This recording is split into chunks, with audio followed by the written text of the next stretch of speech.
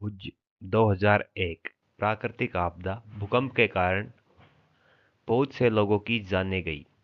Earthquake, आप सभी इस नाम से परिचित होंगे अच्छे से। अर्थक्वेक यानी भूकंप।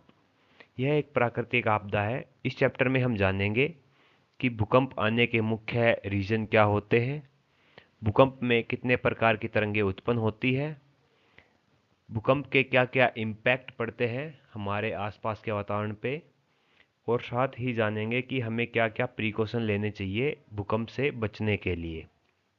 तो चलिए स्टार्ट करते हैं अपने चैप्टर को। अर्थक्वेक जनरेट होने के मुख्य रीजन क्या क्या है? वोल्केनोज और टेक्टोनिक मूवमेंट्स, इनके बारे में थोड़ा सा जानते हैं। वोल्केनो और टेक्टोनिक मूवमेंट्स क्यों आते हैं हमारी अर्थ सरफेस में? तो नीचे मेंटल लेयर में लावा प्रेजेंट है जो मूवमेंट करता रहता है। लावा क्या होता है? Liquid form of rock. तो वो नीचे मूवमेंट करता रहेगा मेंटल लेयर में। लावा के जस्ट ऊपर हमारी लिथोस्फीयर है जो अलग अलग प्लेट्स में डिवाइड है। तो नीचे लावा के मूवमेंट करने के कारण ऊपर जो टेक्टोनिक प्लेट्स है हमारी वो भी मूवमेंट करती रहती है। तो जिसके कारण इन प्लेट्स के मूवमेंट के कारण वोल्केनोज और टेक्टोनिक्स मूवमेंट जनरेट होते हैं। तो वोल्केनोज और टेक्टोनिक मूवमेंट्स जब जनरेट होंगे तो उनके कारण पृथ्वी के अंदर कुछ सेक या वाइब्रेशंस इंड्यूस्ड होता है जिसको अर्थक्वेक बोलते हैं। तो वोल्केनो या टेक्टोनिक मूवमेंट के दौरान अर्थ के अंदर सेकिंग या फिर वाइब्रेशंस टाइप जनरेट होना जिसको हम अर्थक्वेक बोलेंगे। ठीक है, हाँ जी।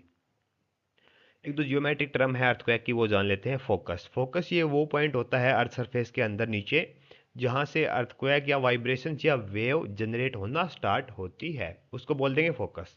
वेव नीचे फोकस से स्टार्ट हुई, उसके बाद में वो वेव बढ़ती हुई ऊपर आएगी सरफेस के ऊपर।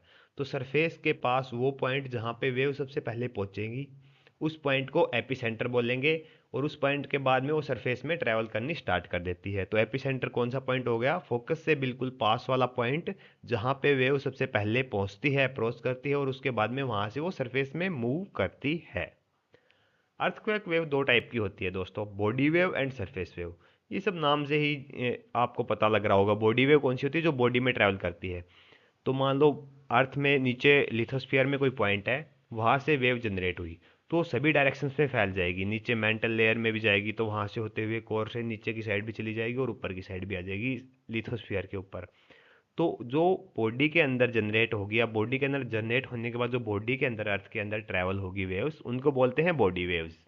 और जब ये बॉडी वेव्स सरफेस के ऊपर पहुंच जाती है तो इनका नाम रख दिया जाता है सरफेस वेव। ठीक है, हाँ जी। तो बॉडी वेव जो सरफेस के ऊपर पहुंच गई तो उनको सरफेस वेव बोल दिया जाएगा, और पहले रहेगी वो बॉडी वेव। बॉडी वेव हमारी दो टाइप की होती है, primary wave and secondary wave.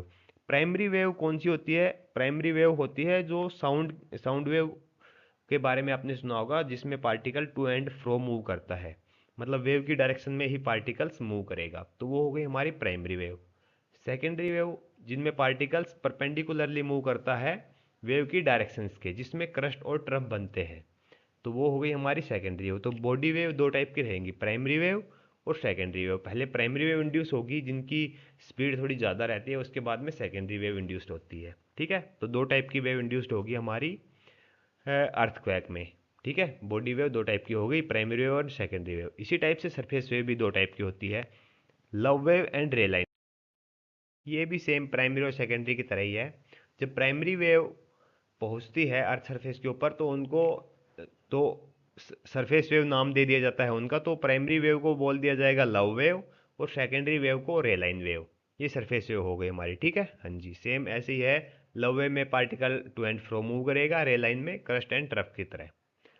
आशा करते हैं आपको समझ में आ गया होगा। एक बार थोड़े से फिर रिकैप कर देते हैं चीज़ों को। अर्थक्वेक इंड्यूस्ड होने का मेन रीजन क्या है? वोल्केनोज या टेक्टोनिक मूवमेंट्स, जिसके कारण से अर्थ में शेकिंग उत्पन्न होती है। तो अर्थक्वेक क्या हो गया? It is shaking induced in the earthquake due to movement of rocks.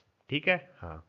उसके बाद में हमने जाना अर्थक्वेक में दो टर्म्स आ रही है हमारी, फोकस और एपिसेंटर। फोकस क्या होता है? जैसे इंड्यूस्ड होता है। एपिसेंटर ये वो पॉइंट अर्थ सरफेस के ऊपर। सिंपल सी चीज़ है बिल्कुल। अर्थक्वेक इंड्यूस्ड होगा तो दो टाइप की वेव जनरेट होगी उससे, बॉडी वेव जो बॉडी के अंदर रहेगी, और जो सरफेस के ऊपर पहुंचेगी बॉडी वेव, उनको सरफेस वेव बोल दिया जाता है। बॉडी वेव में भी फर्दर दो टाइप में डिवाइड है, primary wave, secondary wave. Body wave में सबसे पहले प्राइमरी वेव इंड्यूस्ड होती है और फिर बॉडी वेव में ही सेकेंडरी वेव इंड्यूस्ड होती है। Primary wave to and fro particle move करेगा साउंड वेव की तरह। सेकेंडरी वेव में क्रस्ट एंड ट्रफ की फॉर्म में पार्टिकल्स मूव करेगा। प्राइमरी वेव जब सरफेस पे पहुंचेगी तो लव वेव का रूप ले लेगी, और सेकेंडरी वेव सरफेस पे पहुंचेगी तो रेलाइन वेव का रूप ले लेगी। ठीक है, हाँ जी, सिंपल सी चीज़ें, आशा करते हैं आपको समझ में आ गया होगा। नेक्स्ट देखते हैं इसमें हम मेजरिंग ऑफ अर्थक्वेक। इसमें हम जानेंगे कि अर्थक्वेक को मेजर कैसे किया जाता है। साथ ही इस स्लाइड में हम पढ़ेंगे अर्थक्वेक का डिस्ट्रीब्यूशन कहाँ कहाँ है। तो मेजरिंग ऑफ अर्थक्वेक मेनली दो मेथड है, मैग्नीट्यूड एंड अर्थक्वेक की इंटेंसिटी। मैग्नीट्यूड में हम देखते हैं कि कितनी अमाउंट ऑफ एनर्जी रिलीज हुई है अर्थक्वेक के दौरान।